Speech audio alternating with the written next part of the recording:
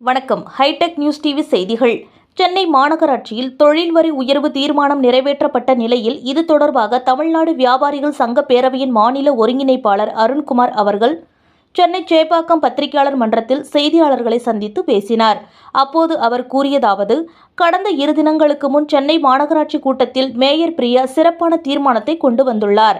சென்னையில் சிறிய கடைகளில் உரிம கட்டணம் 500 ரூபாய் இருந்தது, இப்போது கூடியிருக்கிறது. இதை பற்றி வணிகர்களிடம் கலந்தாய்வு கூட்டம் நடத்தாமல் தொழில் வரி உயர்த்தி உள்ளதாகவும் 35% தொழில் வரி உயர்வும் பல மடங்கு உயர்த்தப்பட்ட உரிம கட்டணமும் எந்த ஆலோசனையும் இன்றி உயர்த்தப்பட்டுள்ளது. அரசுக்கு நிதி இல்லை என்பதால் வியாபாரிகள் தலையில் சுமத்துவதா? மோசமான கலாச்சாரத்தை மேயர் துவங்கி இருக்கிறார். இதை திரும்பி பெற வேண்டும் என்று முதலமைச்சருக்கு கோரிக்கை வைத்துள்ளோம். இல்லையெனில் மிகப்பெரிய போராட்டத்தை முன்னெடுக்க இருக்கிறோம். எதற்கெடுத்தாலும் வரி. ஆன்லைன் வர்த்தகம்தான் அதிக அளவில் நடைபெற்று வருகின்றது. பெரிய தொழில் நிறுவனத்திற்கு வரி அதிக அளவில் போடலாம். ஆனால் வணிகம் குறைந்து செலவுகள் அதிகரிக்கும் நிலையில் இந்த தொழில் வரி உயர்வு மேலும் வணிகர்களை பாதிக்கும். மோசமான ஆட்சியை ஸ்டாலின் தருகிறாரா? இல்லை.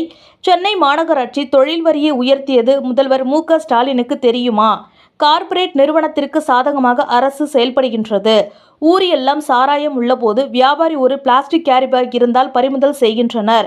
தொழில் வரி என்பதை அரசு போடவே கூடாது. சென்னை மாநகராட்சி தான் இந்த தீர்மானத்தை கொண்டு வந்துள்ளார்கள். இது அடுத்ததாக ஒவ்வொரு மாநகராட்சியிலும் வரலாம். சென்னையில் குறைந்தபட்சம் 5 லட்சம் கடைகளாவது இருக்கும். இது வணிகத்தை மூடுவிழா செய்வதற்கு இந்த அரசு செயல்படுகிறது. வணிக நிறுவனங்களை மட்டும் நம்பிதான் சென்னை மாநகராட்சி இருக்கிறதா? அதை சொல்லுங்கள். அப்படியானால் முதலமைச்சரையும் மேயர் பிரியாவையும் ராஜினாமா செய்ய சொல்லுங்கள். லூலு ஷாப்பிங் மால் வராமல் இருக்க அண்ணாமலை உட்பட பலரும் கருத்து கூறினார்கள். இப்போது அதை பற்றி யாரும் பேசவில்லை.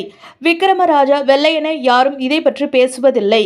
கோயம்பேடு பேருந்து நிலையத்தை மாற்றுவதற்கு அவர்கள் சொன்ன காரணம் டிராஃபிக் அதிகமாக இருக்கிறது என்று கூறினர். இப்போது கிளாம்பாக்கத்துக்கு மாற்றிய பிறகு கோயம்பேட்டில் டிராஃபிக் குறைந்துள்ளதா என்றும் மிகப்பெரிய போராட்டத்தை முன்னெடுப்போம். முதலமைச்சர் வியாபாரிகள் நலனை கருத்தில் கொண்டு இதனை திரும்ப பெற வேண்டும் என்று அவர்கள் தெரிவித்தனர்.